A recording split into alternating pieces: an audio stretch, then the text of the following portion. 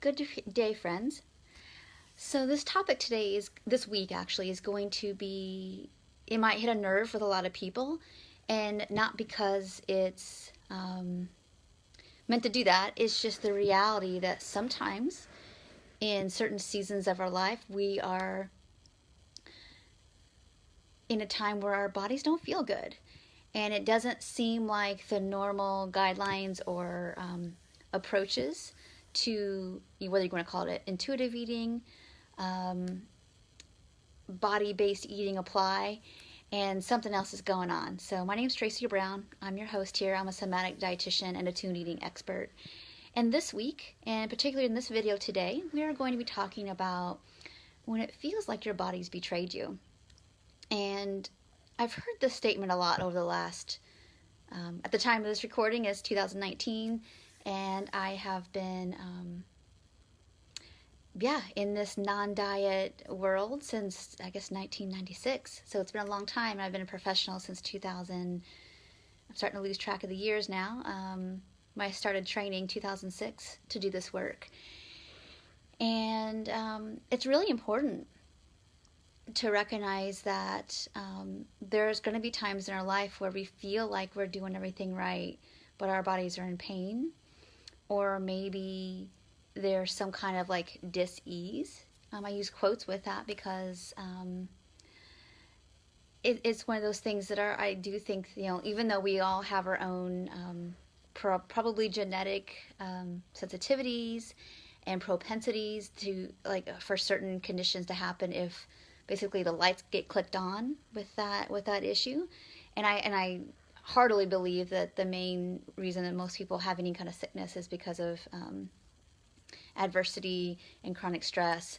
I don't think it's like this, all food and exercise related thing. I think there's a piece of the pie with that. But I think it's a combination of things. So, and we'll get to that in a minute, why I feel like it's so short-sighted to blame food, blame lack of exercise, or even over-exercise for health problems, even though they might have a piece of the pie. But I just want to speak to the frustration and the pain that we can feel when it's like, okay, I'm going to stop dieting. And that scares me for all kinds of reasons, whether it's a weight reason, mobility reason, maybe you've already had a health concern, and I have all kinds of examples, so I'm going to really try not to leave anybody's situation out this morning.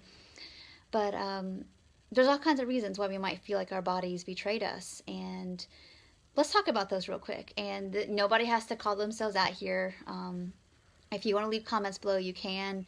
Not a problem, but I just want this issue to be heard so people don't feel like that nobody's listening, because I hear you loud and clear. Is that some people tell me they feel like their bodies betrayed them because they stopped dieting and then they gained, and I use air quotes again because a lot of weight is very relative, because sometimes we gain exactly what we need to, and whether that means that, sometimes that means that we have never had a chance to have our adult grown-up body, and we gain more weight than we thought we would have ever, but nothing's wrong. But there might be a part of us that feel like, we think we're supposed to be a certain way, and that doesn't happen. So that feels like a betrayal. That probably is more emotionally true than anything else, that your body is trying to weigh something that you don't like. Let's say that, in the process of trying to eat in a certain way that you felt like would be really good and healthy or whatever, that it didn't work for your body, and then there was maybe some health consequences for that for whatever reason. And I'm not gonna call out, I'll just call it some diets, because I've seen a lot of people believe that, like, let's say that fasting is really healthy for them, or healthy in general, or that cutting out XYZ foods or food groups was really going to be the great thing to do. And then they come to find out over months and years that it actually caused them health problems, and that can feel like a betrayal.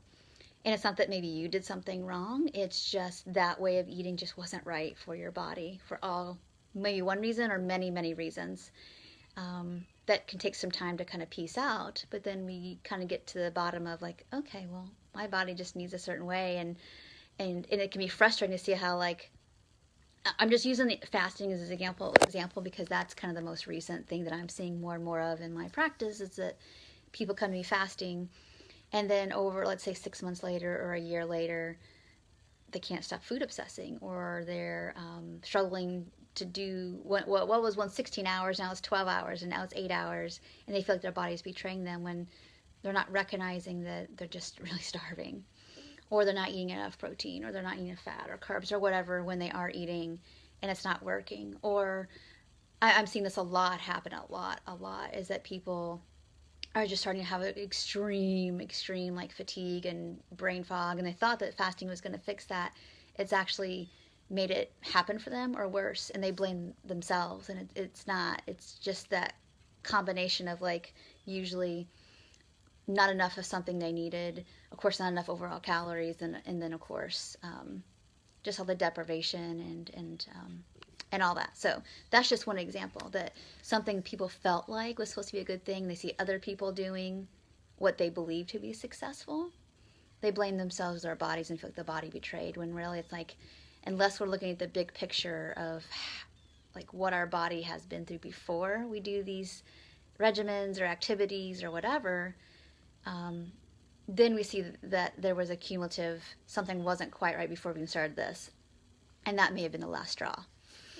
So other ways that I hear that people talk about how their bodies betrayed them is, just feeling like that there's a lot of pain, and pain is a signal and a sign that something's not quite right. For some people that's going to be reversible. For some people it's not, or it can be managed, but maybe it never fully goes away using like the strategies or the treatments that we have available at this time. And I know that can feel excruciating, and maybe you once had a body that could just do whatever you wanted to do.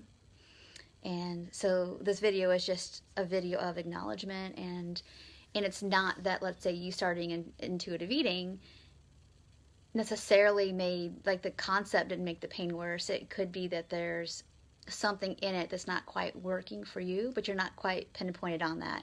If you're struggling with something like that, please reach out to me, let me know, so we can do like a little quick call to figure out like what your next steps are. So any things I'm talking about, if you're feeling stuck in some of these, then reach out and let's do a quick discussion about it to see what could be helpful to you. So we've got ways in which I'm going to kind of summarize a little bit, because we're going to talk more deeply about these separately, like the health concerns, the weight concerns, throughout this week. So let's summarize a little bit. I started out talking about how one of the first ways I hear people feel like their bodies betrayed them is just by gaining weight. And again, we're going to talk more deeply about that on Wednesday, is that why the body gains weight, after dieting. And what about that's really normal, and where there might be some pieces that aren't quite as what to be expected, but there's still a reason, and we can get to the bottom of that. So we talked about that. We also talked about, just the genetic propensity sometimes that some of us might have for certain conditions, and that can get flipped on by the stress of dieting, or even doing a food regimen that seems relatively like the right thing to do, because it's almost like if anything is super incredibly big and popular and nobody's complaining about it, I usually know that's probably a problem. There's a reason why after decades and decades and decades now, intuitive eating's been around a long time, or the concept of it in different forms by different authors and things like that. It's been around for a long time. The idea of teaching people how to be normal eaters again, it's just that there's a reason why it's fought against so much and it's so unpopular, even though y'all are here and watching this. There's a reason why I don't have 10 million views on a video. It's because I'm encouraging normal eating, and that is not super sexy. It's not going to sell it's not going to sell 10 billion gazillion books, because people want to control something because of past pain or feeling out of control, and food is a pretty tangible way to do that. Body is a tangible way to do that. And so that's one of the reasons. And so lastly, if you're just hopping on live, please watch the beginning of the video, because I'm kind of laying out the reasons that I often hear people feel out of control or like their body betrayed them, whether it's weight, disease, or functional state. And then lastly, I'm going to put this piece out and we're going to break down all of these different pieces throughout the week this week. So please make sure you watch on Wednesday and Friday. Bring your questions, put them in the comments below. You don't have to call yourself out, but just ask me questions about things. And I want to actually answer a question here if I can, if they don't mind. Let me get to the last point before I have to hop off here. I'll hop off. And the last part is besides disease states, besides maybe we're comparing our current function to our previous life function, or our weight now to our previous part of our life weight. So I think there's just this idea of grieving and then acknowledging that, our bodies are fallible. Like, even if you feel like you're doing the right thing, we are going to age. And even if there's not a dis-ease state, we're going to get gray hair. We're going to do movement, but we're not going to recover as quickly.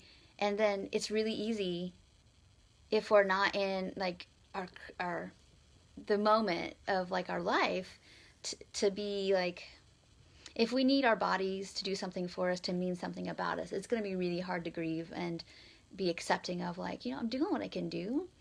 And this body is at this point in my life's current state. And rather than see it as a betrayal, but as just another season, and that there are other gifts that maybe you can't, run as fast and then be in as, recover as quickly, or maybe you've learned that like there's certain amounts of certain macronutrients that you got to eat in certain ways and at a certain time in your life. Maybe that doesn't mean that necessarily something's wrong, but the body is in a different season. And that maybe the way my functioning is now is different than I was when I was 12 or 16 or 25 or 40. And maybe it's needed to be different now for whatever reason. So I hope this video is life affirming. I hope that you felt heard, that like sometimes we do feel like our bodies betrayed us and we don't understand all the big picture. And that's what I want to encourage everybody with this video to do, is get the big picture. So my call to action to you today is to think about the big picture of your life. And remember, I said earlier in the video that I firmly believe that all dis-ease is caused by like adverse events that got stuck in the body that never had resolution, that have just built up. And our bodies are just doing the best they can with the capacity and resources they have. And so that's why I do these videos, for you all to learn to build your capacity, to learn to build your compassion, to learn to do the best you can with the resources you have, to reach out, to have connection, and to give your body a break already. That it's here and you're surviving firmly because the body's never trying to betray you. It's just trying to stay alive. So we're going to break down a lot of these. We're going to break down a lot of what I talked about today in different categories throughout the week, whether written form or other videos. So please stay tuned all week. And I'm going to end this video with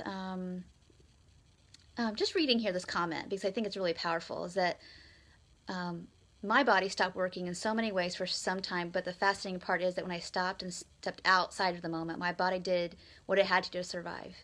Beautiful. Amen. It knew what it was doing, and I just had to trust it. It felt impossible in the moment, but now I've developed such an appreciation for my body. So it's like, even if my body isn't exactly how I want it to be, or doesn't feel how I want it to feel all the time, and this feels really emotional, is that it is trying to keep us alive. And if we can learn to listen and stop fighting against, and anything that we hear inside of ourselves that is judgmental or punishing, we know it's not, from the body or the body's betrayal. It's just trying to get our attention. All right. So thank you all so much for watching live today. If this video felt affirming to you, please let other people know about it, that could get some value out of this, and to do the homework. And these videos aren't just about something that you just read about or listen to, but I want you to do. I want you to take action, because that's what starts to create, even just one little chain of neural pathway at a time. You create, you're a part of creating something new, and a new way of being with your body and with your eating and your self-care and movement and connection to others. And that's what these videos are about.